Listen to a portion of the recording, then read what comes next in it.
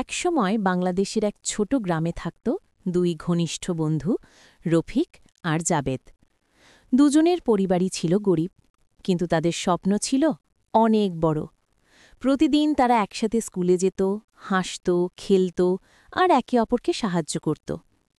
একদিন স্কুলে বই কেনার কথা শুনে দুজনের মনটাই ভেঙে গেল, কারণ তাদের পরিবারের পক্ষে নতুন বই কেনা সম্ভব ছিল না। কিছুদিন পর তারা সিদ্ধান্ত নিল গ্রামের একটা ছোট চায়ের দোকানে কাজ করবে। রফিক কাপ ধুত, জাবেদ টেবিল মুছত। কষ্ট হলেও তারা হাসি মুখে কাজ করত, কারণ এটা তাদের স্বপ্ন পূরণের পথ। হঠাৎ একদিন জাবেদ অসুস্থ হয়ে পড়ল।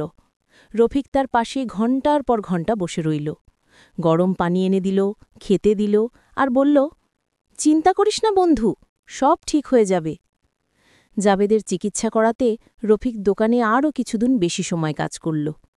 নিজের কষ্টের কথা না ভেবে সে শুধু একটা প্রার্থনাই করত, বন্ধু যেন সুস্থ হয়ে ওঠে। অবশেষে জাবেদ সুস্থ হল। দুজনের মুখে ফের হাসি ফুটল।